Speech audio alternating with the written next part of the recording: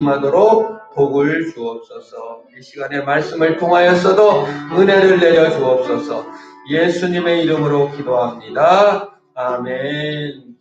우리 마가복음 7장 우리 예수님께서 유대 종교 지도자들과 싸우는 본문이 마가복음 7장입니다. 특별히 오늘은 음식 논쟁, 왜 손을 안 씻냐, 정결 예식 요법입니다. 그래서 예수님께서는 성경에 보면은 종교 지도자들과 많이 다퉜습니다. 사실은 오늘 그들은 예수를 죽이려고 했고 심지어 예수를 믿는 자를 출교하기도 하고, 그래서 오늘 논쟁인데요. 오늘 성경 본문은 정결 예식 논법입니다. 먼저 1절에서 5절까지 제가 말씀을 읽습니다.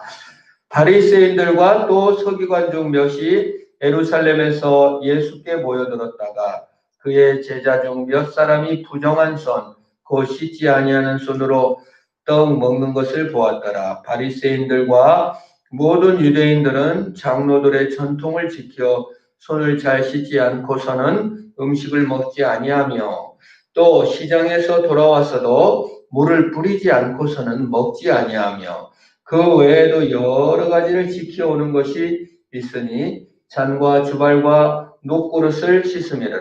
이에 바리새인들과 서기관들이 예수께 묻되 어찌하여 당신의 제자들은 장로들의 전통을 준행하지 아니하고 부정한 손으로 떡을 먹나이까? 왜 이런 질문을 했을까요?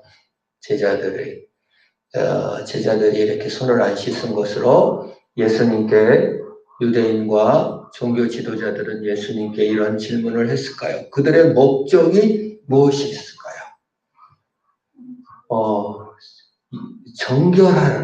정결하지 않게 하나님께 나가는 것을 막으려고 한 것입니다. 의도가 나쁜 건 아닙니다. 바리새인들이. 그리고 모세 오경에서도 레위기, 민수기, 신명기를 보시면 얼마나 많은 정결 예법들이 나오는지 몰라요. 자세히 기록하고 있죠.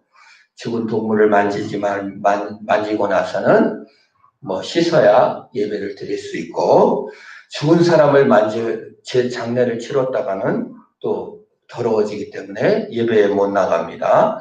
종기 나는 피부병, 종기가 이렇게 나서 전염병 이런 게 생겼으면 그걸 검사를 받고 정하다는 이름을 받아야 예배드리러 갑니다. 피부병에 걸린 사람, 그 다음에 그 집안에서도 곰팡이가 난, 문둥병이라고 표현하죠. 곰팡이가 난 집을 접촉한 사람 예배드리러 못 가요.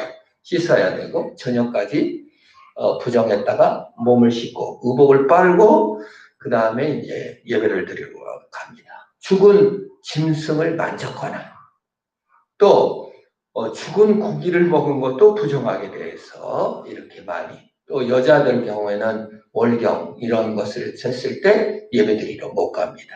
그래서 이게 읽으면 어쩔 때는 너무나 리얼하고 정말 사실적으로 이 정결법은 예배, 하나님께 나가는 자는, 부정한 자는 못 나간다. 씻고 하나님께 나가다라는 뜻이 거기에 포함되어 있습니다. 우리가 입사 시험 볼 때 깨끗하게 입고 목욕 제기하고 가잖아요. 대통령을 만날 때도. 그래서 이게 그 입사 그 자체라기보다도 내가 마음을 깨끗이 해서 깨끗한 상태로 나가기 위해서 정결법이 시행되는 거예요. 그게 유대인들의 종교 지도자들이 마음은 똑같아요. 정결하게 하나님께 나가자. 이거는 예수님도 마찬가지입니다. 예수님께서도 사람이 정결하게 하나님께 나가야 된다. 그 우리도 마찬가지죠. 정결하게 하나님께 나가자는 원리는 둘 다 목적은 같다고 볼 수가 있습니다. 종교 지도자나 예수님이나 정결하게 하나님께 나가는 목표는 같아요. 오늘 유대인들 종교 지도자를 나쁘다고 보면 안 됩니다. 다만 여기에 큰 차이점이 무엇일까요? 종교 지도자들은 깨끗해지는 것이 외부로부터 밖에 먼지, 또 시장 가가지고 때 묻은 거, 그런 것으로부터 나를 깨끗하게 하면 내가 정결해진다라고 생각하는 거예요. 손을 씻고. 그러니까 그 말은 뭐죠? 뭐가 나를 더럽게 한다는 거예요? 외부 환경이 나를 더럽게 한다는 거예요. 그래서 외부 환경이 준 영향을 씻어내면 나는 깨끗해져서 하나님께 나간다가 종교 지도자들의 논리예요. 지금 우리 시대와 좀 거리가 먼다고 하는데 전혀 멀지 않아요. 우리 현 시대의 종교적 이 모든 사람들의 마음가짐이 뭐가 있냐면 외부 환경만 좋으면 된다. 돈만 많이 벌고 권력 있고 안정되면 나는 행복해질 거라고 현대인은 너무 철석같이 믿어요. 환경론인 자들이에요. 거의 모두. 그 현대인들이 이 마음이나 당시 유대 종교 지도자들의 마음이 지금 같은 거예요, 사실은. 좀 달라진 것 같지만 전혀 달라지지가 않은 것을 보게 되는 것입니다. 예수님은 지금 성경에서 인간을 오염시키고 부정하는 것이 외부에 있는 것이 아니다 라고 얘기하고 있어요. 14절로 넘어가서 제가 몇 절 읽습니다. 14절에 16절.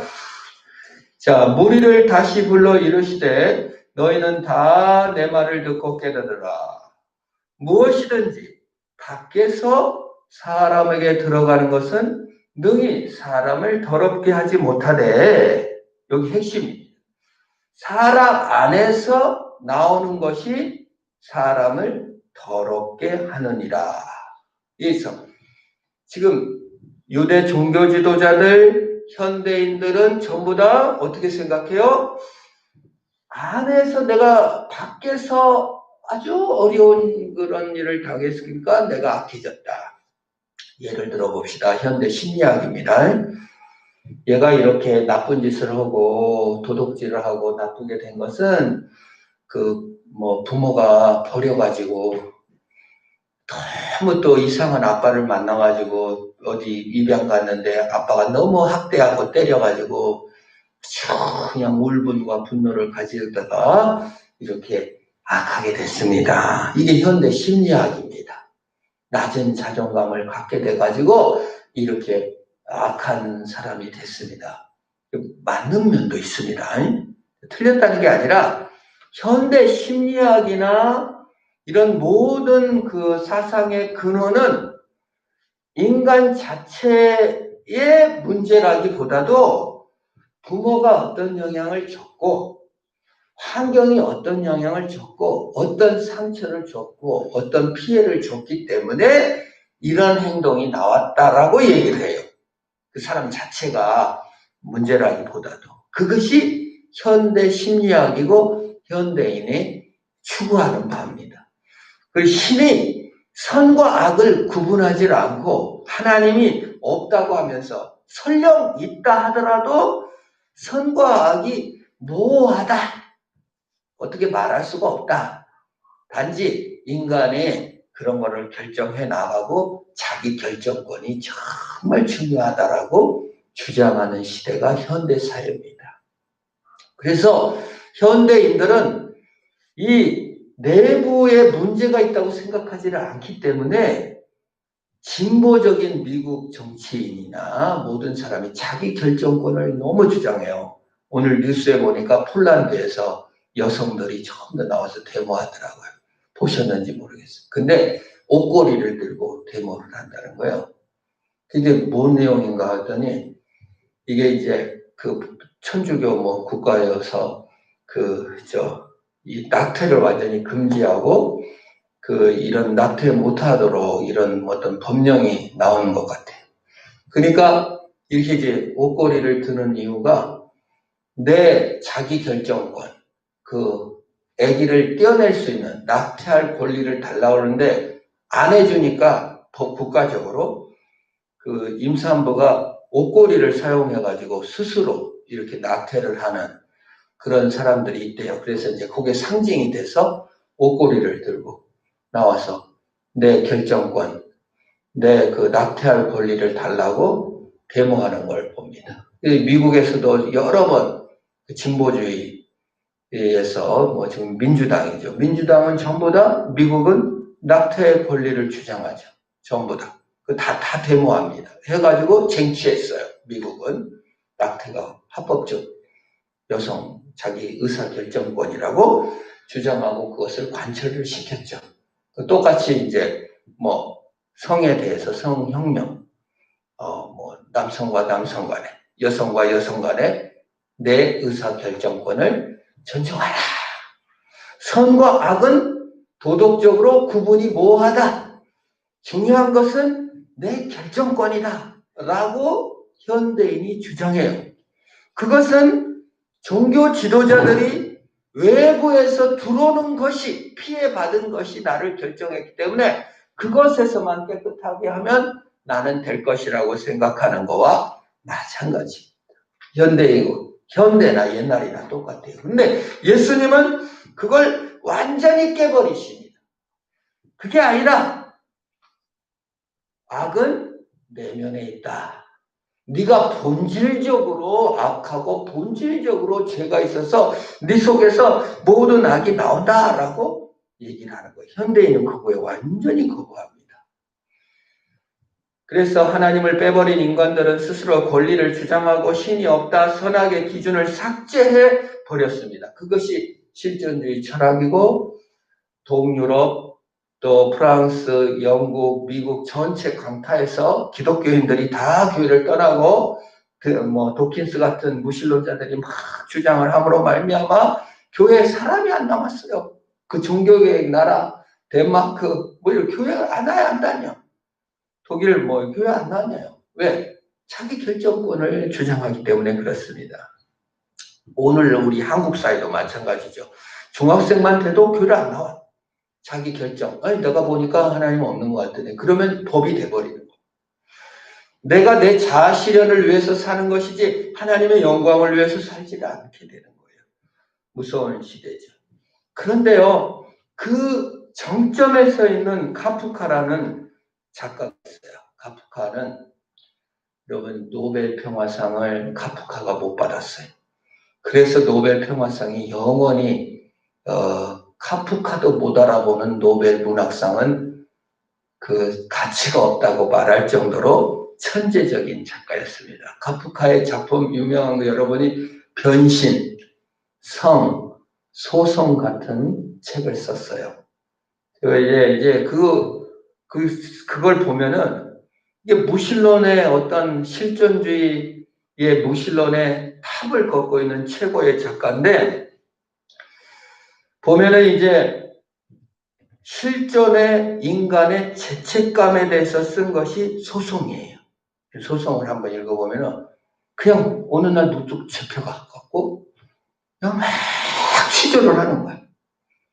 그러면 이 사람이 이제 자기가 만약 이제 감옥에 잡혀갔다고 보세요. 막 부르라고 하는 거예요. 그러면 어떻게 해요?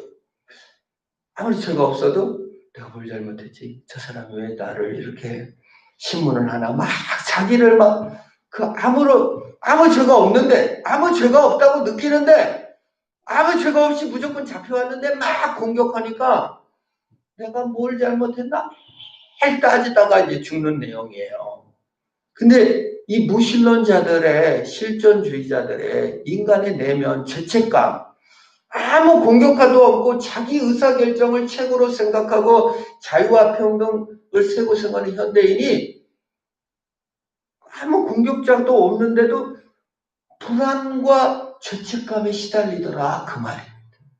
그걸 너무 잘 표현했어요. 그리고 이제 성이라는 것 이제 아주 유명한 작품인데 거기는 뭐예요? 이제 어느 사람이 그 도시 중성 가운데로 들어가려고 하는 거예요. 지금으로 말하면 핵인싸가 되려고 하는 거예요. 아무리 들어가려고 해도 핵인싸가 안 돼. 접근은 막 하는데 항상 아웃사이더인 거예요. 그걸 책으로 표현했는데 인간의 내면, 어느 조직이든 어느 사회든 어느 위치든 나는 핵인싸가 되고 높아지고 중심적 인물을 되고 싶어서 끊임없이 달려가지만 끊임없이 주변인인 거예요. 이게 인간의 내면인 거예요. 그들이 자유와 평등과 자기 의사결정권을 최고로 내세우며 하나님을 없애버렸는데 그 마음에 항상 아웃사이더더라 그 말입니다. 어느 사회나 그래요. 근데 그걸 잘 표현했어요. 그 다음에 이제 유명한 작품이 여러분 변신. 어느 날 집에서 눈을 떠봤는데 내가 거미가 됐어. 그래가지고 그냥 거미인 거예요. 자기 열등감, 이런 어떤 벌레 같은 자신의 모습, 그리고 그 주변 사람들이 나에 대해서 이렇게 표현하는 그런 어떤 이런 열등감, 무미함, 벌레 같은 거에 대한 이런 것들을 너무 잘 이렇게 얘기를 했어요. 그래서 카프카 노벨상도 안 준 노벨위원들은 다 쓸모없다라는 말이 나올 정도였습니다. 신을 없애고 심리적 모든 안정감을 구하고 여기 우리 심리적으로 얼마나 우리가 위로하려고 합니까? 정신과를 가도 위로하려고 애를 쓰잖아요. 그러나 인간 내부에 오는 열등감과 죄책감과 주변인이라는 의식은 사라지지가 않더라는 것이 세상 문학이나 세상 사람들과 심리학자들의 증언이고, 그리고 어떤 의미에서 우리 인간은 다 그걸 느껴요. 그래서 예수님께서 말하는 거예요. 악은 외부에서 들어오는 것이 아니다. 먹은 거는 전부 다 먹으면은 다 위로 들어가가지고 뒤로 다 화장실에서 내보내면 끝이야. 외부 환경이 그렇게 중요하다, 돈이 중요하다, 정치 이런 다 중요하다 하지만 실제로 우리를 죄책감과 주변인 의식과 그런 어떤 이런 것들을 없애지는 못하더라. 그 속에서는 뭐가 나온다고 예수님께서 말씀하셨습니까? 20절 보면은 또 이르시되 사람에게 나오는 것이 그 사람을 더럽게 하느니라. 속에서 곧 그 사람의 마음에서 나오는 것은 악한 생각, 음란, 도적질, 살인, 간음, 탐욕, 악독, 속임과 음탕과 질투와 비방과 교만과 우매함이니 다 속에서 나와 사람을 더럽게 하느니라. 분명하게 말씀하신 거예요. 인간 자체가 부패한 거예요. 인간 자체의 자기 의사 결정권을 놔두고 인간 자체를 환경만 좋고하면 행복해지리라는 것은 천부당 만부당하다. 예수님께서 선언하시는 것입니다. 그래서 예수 그리스도께서 이 땅에 오신 거예요. 외적 문제 해결로서는 답이 안 된다. 환경이나 밖을 깨끗해서 아니라 영혼을 해결해야 된다. 그 열등감과 죄책감과 그 주변인이 되는 마음들, 항상 저기에 이르지 못했다는 그런 억울한 마음들과 피해의식은 세상 환경으로 안 된다. 예수 그리스도의 빛 대신 주님이 오셔야 될 이유를 제공하는 것이에요. 오늘 그래서 이 논쟁이 되게 중요한 논쟁입니다. 사실 영원한 논쟁이기도 해요. 우리는 지금 돈의 혁명의 시대에 살고 있습니다. 자아혁명의 시대에 살고 있고 쾌락의 혁명의 시대에 살고 있습니다. 그 세 가지가 전부 다 배경이 뭡니까? 환경만 좋게 하면 된다는 거예요. 어떤 의미에서? 인간은 선과 악의 기준자이고 판단자라는 인간 자체를 어떤 의미에서는 선하게 보는, 인간 자기 결정권을 최고로 보는 문화에서 살고 있는데 예수님은 딱 찍어버리고 아니다. 그 기준대로 살면 영원한 죄책감, 열등감, 그 모든 악들을 어떻게 할 거냐? 내부에 있는. 그래서 기독교는 항상 그 내면의 죄를 다루는 겁니다.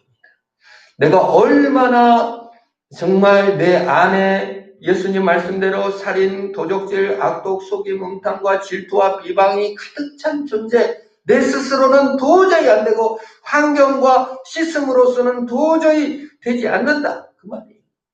그래서 실제가 무엇인가? 왜 이렇게 세상이 불행한가? 왜 이렇게 갈등이 계속되는가? 왜 이렇게 마찰하고 맨날 분쟁하는가? 돈이 없어서가 아니에요. 우리 예수님께서 말씀하십니다. 네 안에서 나온다. 네 마음속에 자기중심 죄가 문제다. 그래서 우리는 예수 은혜가 필요합니다. 예수께 나와야 됩니다. 매일 나와야 돼요. 우리 실존을 안고 죄를 안고 우리 내부를 고치러 오신 예수님을 만나는 것. 그것이 현대 기독교인의 투쟁입니다. 환경의 문제가 아니라 주님 예수 안에 만족하며 승리하시기를 주의 이름으로 축원합니다. 우리는 어디 서 있습니까? 정말 내가 옳다는 거에 서 있지 않고 예수의 능력 앞에 서게 하옵소서. 우리 합심으로 한번 기도하도록 하겠습니다. 반주해 주시고요. 기도합니다. 하나님, 우린 주님의 은혜가 필요합니다. 주님의 은총이 필요합니다. 우리는 우리의 내부가 변화되고 치료해야 될 것을 필요합니다. 하나님, 심리적 치료, 외부적 치료, 환경적 치료에 우리가 매몰되고 그것으로 사람을 판단하고 그것으로 과거로서 환경으로서 사람을 경계했던 것을 용서하시옵소서. 이제 내면의 변화, 속사람의 변화, 안에서부터 혁명, 예수의 혁명을 맛보게 하시옵소서. 성의 혁명, 자아의 혁명, 물질의 혁명 속에 폭포수같이 밀려오는 쾌락의 물결, 폭포수같이 밀려오는 자아, 우월주의, 자기중심주의, 폭포수와 같이 밀려오는 돈의 혁명 속에 우리가 매몰되지 않게 하시고 예수의 영광을 바라보고 예수의 변화를 바라보고 우리의 죄책감과 우리의 죄와 우리의 모든 주변인 의식에서 벗어나 예수 생명, 예수 능력을 맛보는 우리가 되게 하시옵소서.